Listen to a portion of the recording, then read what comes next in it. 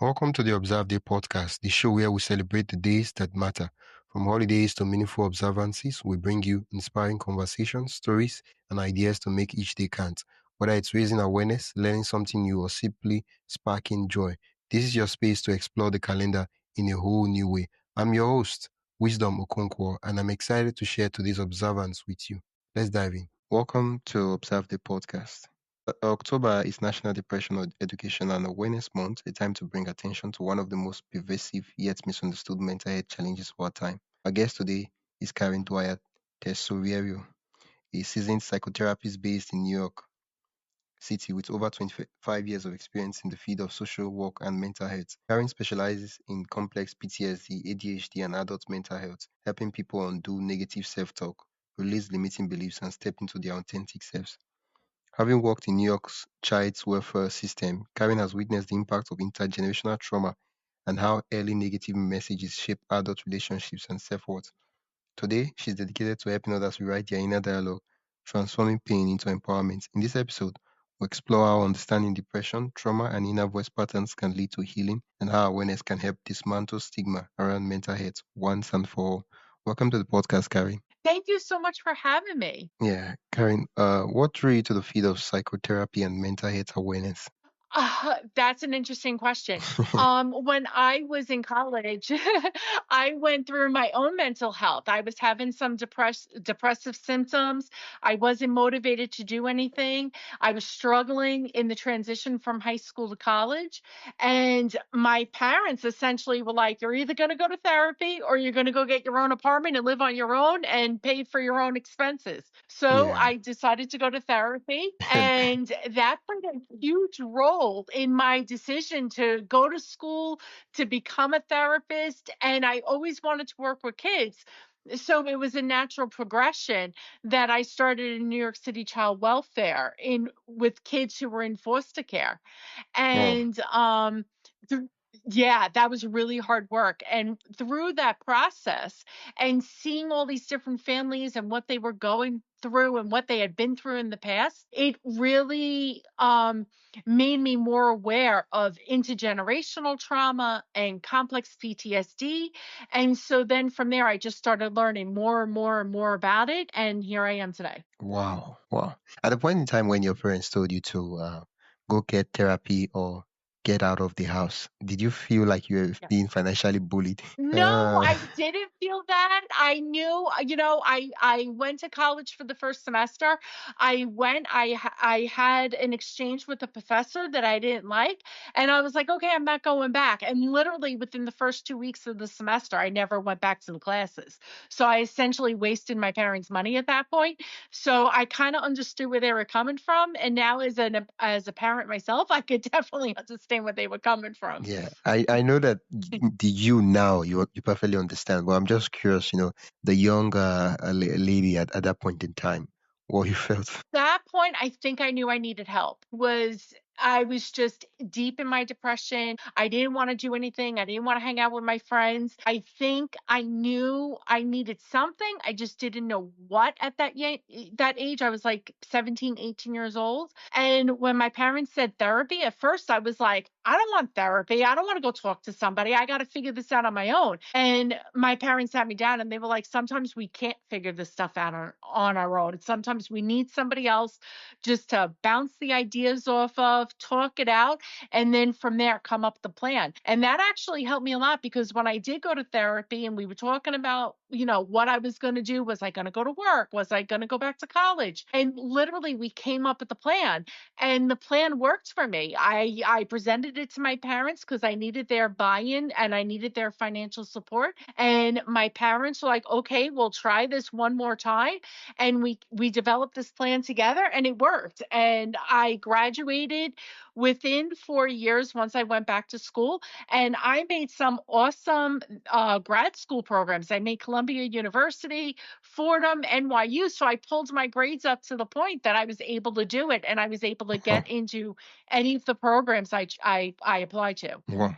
Hmm. Yeah, That's a lot of strength, a lot of determination. Yeah. yeah, that was a roller coaster. Well, here we are now. Hmm. I want us to The reason why I started with your backstory is I feel like it's important beyond just tips that people understand um, where you're coming from, because I believe that the messenger is as important as the message. Absolutely. Yeah. I want us to take a step towards understanding depression and self-talk. How does negative self-talk contribute to depression or keep people stuck in harmful emotional loops? In fact, what is negative self-talk? What does that look like? Okay. So negative self-talk is what it looks like is different for every single person, right?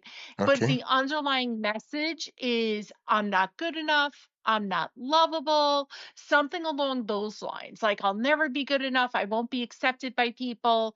Um, unlovable is usually out of, and we'll talk more about this, out of some sort of all of these negative messages are the results of experiences that we've had and things that maybe other people told us. And then we look for evidence to kind of support those negative Yeah. messages.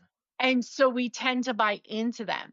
So negative self-talk could be anything for any number of people. I'm thinking for athletes, it could be, well, I'm not strong enough. I'm not fast enough. I'm not, whatever the I'm not is, that's the negative self-talk. Okay. Interestingly enough, that weighs on people. Those messages that are in their heads that they tell themselves, they weigh on them to such a point that they will get depressed and they will start to isolate themselves and they will step back from the things that they did enjoy at some point, and now they don't find the same level of joy or the same level of interest in those activities.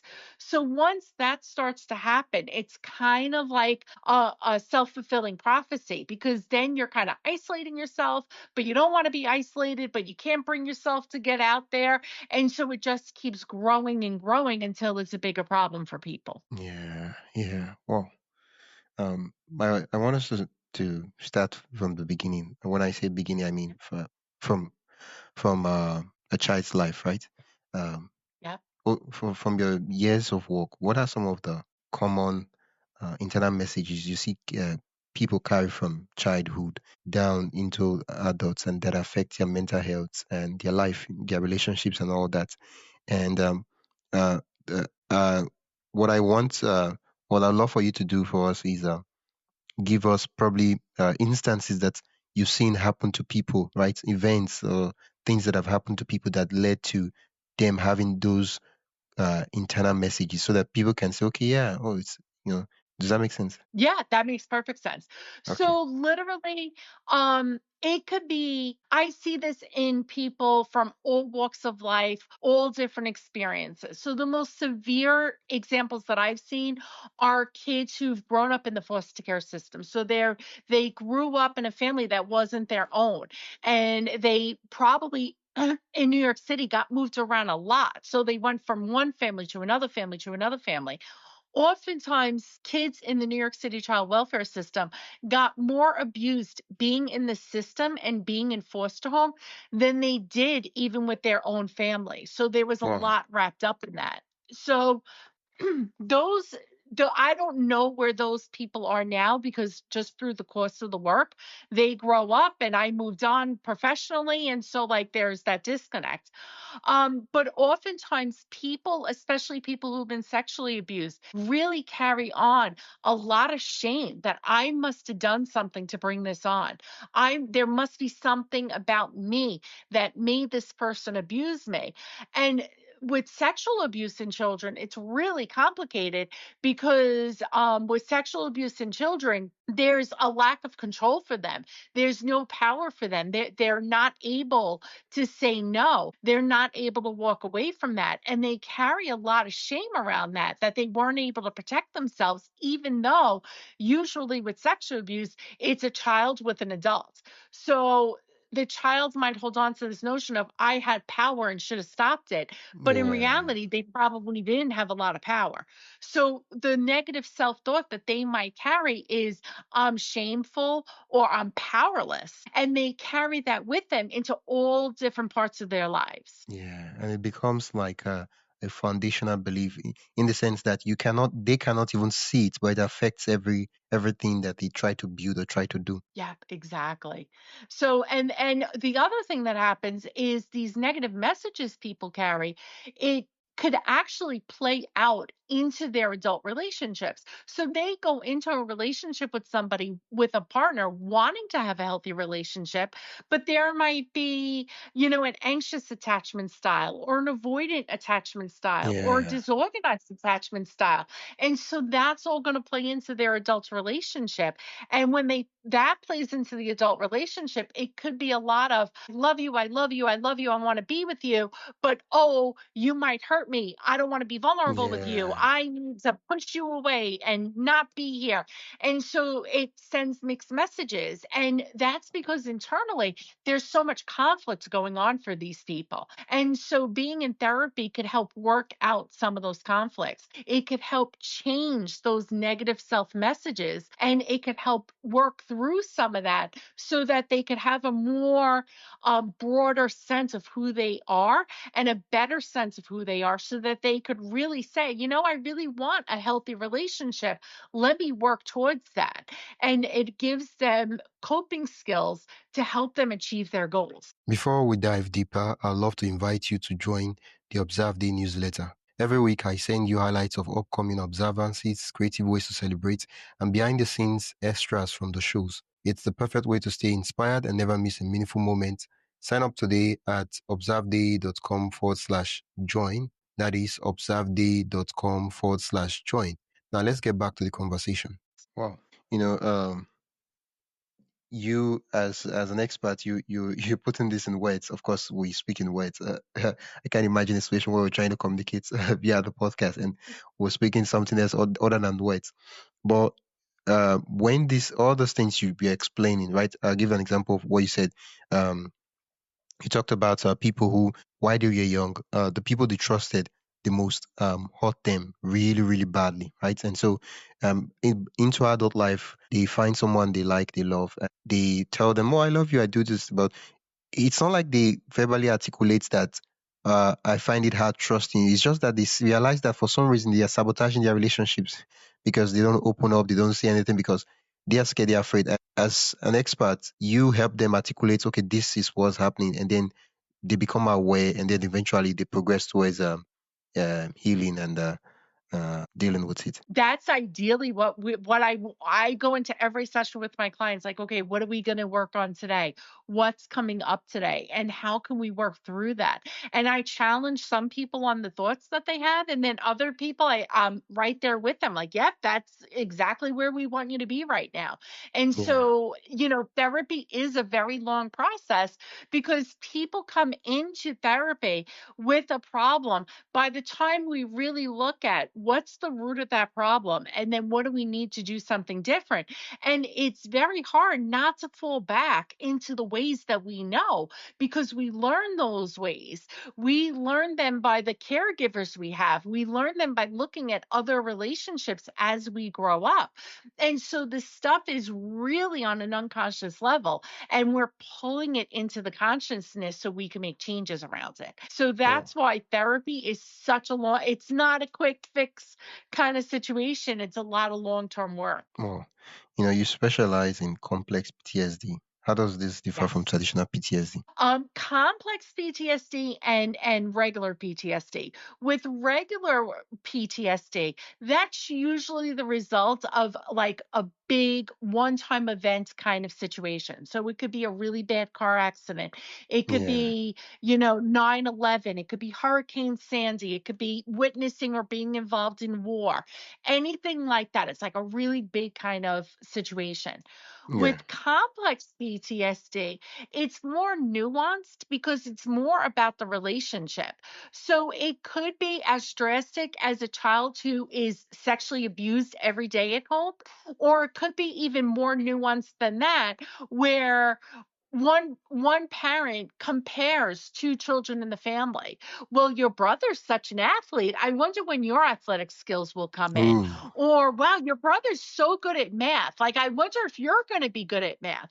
It's yeah. little things like that that really make a person think like, well, am I not good enough? Am I not worthy? Am I unlovable? I'm not good at math, so does that make me less than my brother? No, you're just different than your brother. And when parents send these little messages, it really can eat away at a child's confidence and how they view themselves. And that's where we see adults who are struggling with who am I? What do I want to be and how do I want to be there and how do I want to see myself in a positive light? Wow. Who named these terms? Because I feel like what you just described should have been the simple PTSD, and then witnessing war, car crash, people being killed in front of you. That should be complex PTSD. I don't really know the basis for them naming that this like this. Ah, well, It's actually interesting. It wasn't, trauma, the field of trauma is a relatively new field. Like this is where I love getting into this stuff.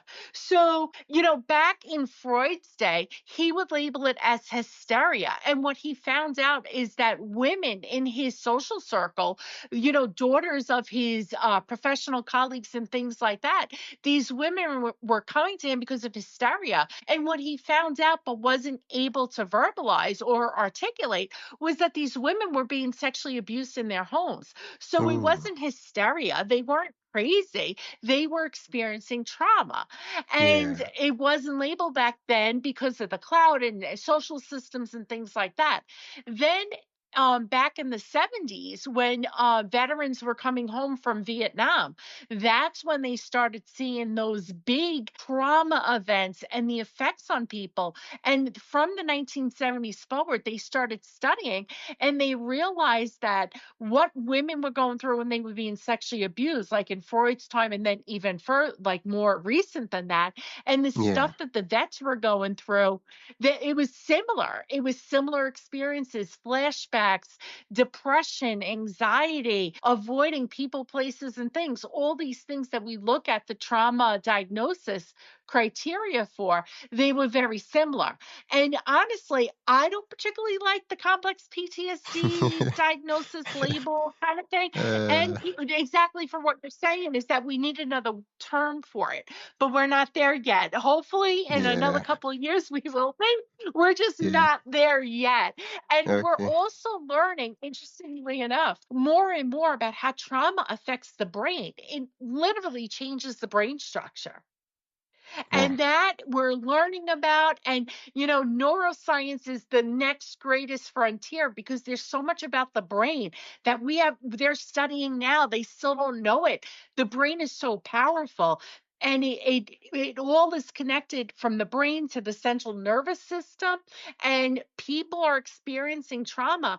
And some people have chronic pain, chronic back pain, chronic conditions. And it's really related to trauma. And so we're learning more and more about how it affects the body, how it affects the mental health, how it affects the emotional health and the behavioral health, because it's all linked together. And that I find fascinating. Wow. Wow. I feel like they've named, I don't know, I don't have any data, any stats. It's just what I feel. Right? I feel like they've named PTSD for the vets and they're like, okay, so now this other one, what are we going to call it? We've already called this one PTSD. Let's call this one complex PTSD. I really don't know. I'm just taking a wide guess. It used to, up until recently, called a big T, which is those one-time trauma events like war, car accident. That was a big T.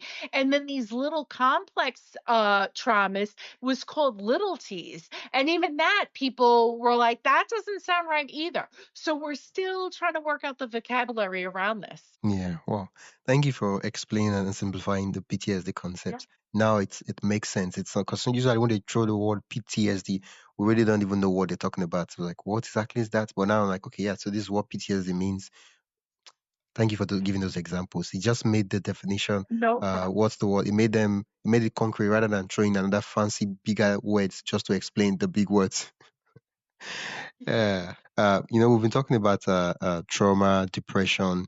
Um, how can someone, rebuild their sense of worth after years of negative conditioning, negative self-talk? How can they what? I'm sorry. How can someone rebuild their sense of worth, Oh, self-worth after years of so negative conditioning? I am I am so excited about this. So there is a therapeutic model out there. There's quite a few related to trauma.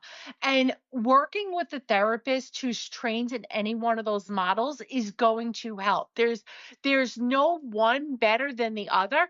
So me myself, I'm trained in EMDR therapy, receiving training right now in polyvagal theory. And polyvagal theory is extremely interesting because it's all about our central nervous system and our vagus nerve, and that runs through our whole body. And so when we're experiencing something, or we're starting to feel a little anxious, or we're starting to feel depressed, it's all about how our central nervous system is reacting to our current environment. And then what can we do to help regulate that central nervous system a little bit better? So I'm loving the polyvagal training that I'm going through right now. But the other training I'm also going through right now is called internal family systems. And with internal family systems, or IFS, that's where we're looking about all the different parts of ourselves that live inside of ourselves. And all of those parts are there to protect us. They're there to try and make us feel safe, and they're there to keep us safe. And when we look at this work from those three different lenses of EMDR, polyvagal, and IFS, I'm really able to help my client pull from different modalities that I think are going to help them best to really look at their experiences and to help them recognize a lot of their experiences were not their fault. It was put on them by other people in their lives, and to help move them from shame and guilt and all these negative messages that they have into a more calm state where they can look at themselves and their situations a little bit more objectively. And if we need to, we could really help with people who are feeling numb in the moment because of their experiences, or the other extreme, people who are feeling too much and are outside of their window of tolerance, and they have a hard time regulating themselves. So when Wow. I'm with the client, I look at, what do I think this client needs? Like, what would be most beneficial to help them right now? And I ask their permission, if, hey, can we try something different here? And from there, we'll start to talk about, what's going on for them. How can we address these different things? And people respond to it. They really, really, real. I got to say right now, a lot of my clients are now making tremendous progress, and it's amazing to watch that. Wow. Yeah, a lot of the times when people hear negative conditioning, they say, oh, well, that's not me, right? I have an opinion, and since I'm with an expert, I'd love to verify and see if that opinion is a fact or not. Okay, so the opinion I have is with things like negative conditioning, right?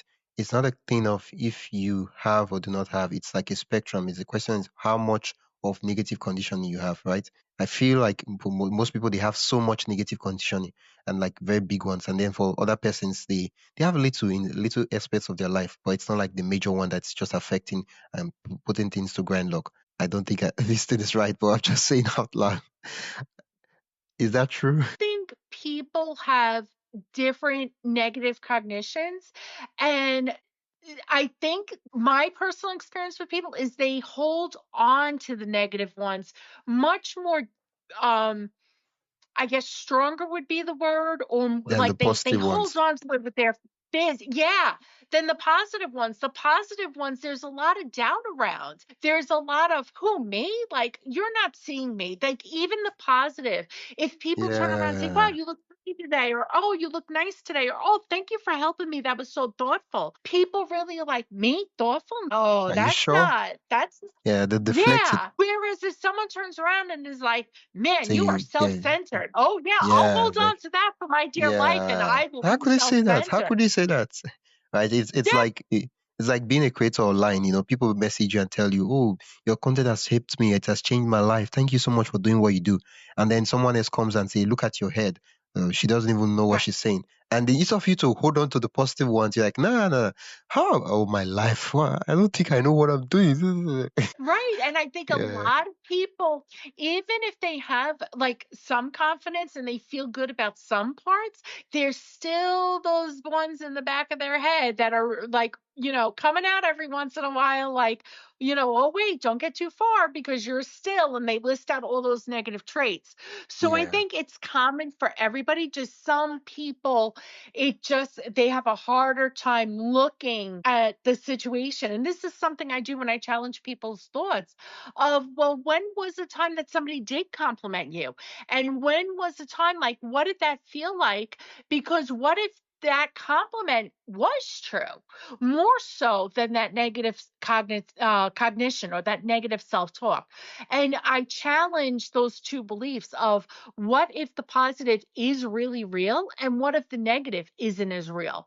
And sometimes people are able to go there and other people aren't, but that's where they are, and we work from that point. wow. Thank you so, so much, Karen.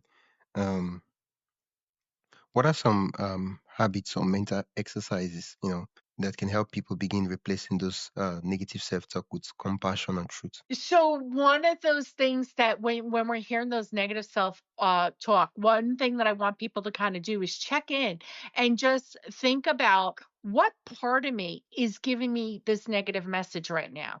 You Okay. know what I mean? Like, where is this coming from inside of me? And conversely, what do I want to believe about myself? And what evidence do I have to support that positivity? So, what I mean by that is, we want people to think about traits about them that are innate to them. So I'm thoughtful, I'm kind, I'm caring, I go out of my way to help other people. Any of those kind positive things, and look at evidence to support the positive. And then the Yeah, negative part, we want to recognize, like, maybe this is an old part, and maybe that negative message isn't true. Maybe it was never true. Maybe that was implanted there from somebody else, and that was their experience, and it wasn't really me. It wasn't really a part of me. And that's okay to look at that and then recognize that that negative part is not helping me anymore, and I can let that go. yeah. Well, thank you for the recommendation. I think it just starts with identifying and being aware of it before you eventually start making changes. Think a lot of people have these negative thoughts about themselves. I think talking to a therapist is always a great start as well.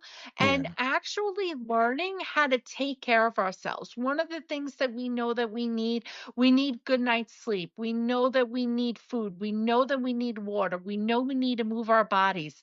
And trying to incorporate those things as best we can with the resources we have, in order just to make sure that, those um things that we all need, they're all necessities, that they're being met in the best possible way that they can be. yeah. Well, thank you so much. That's always a good start. Yeah, Karen.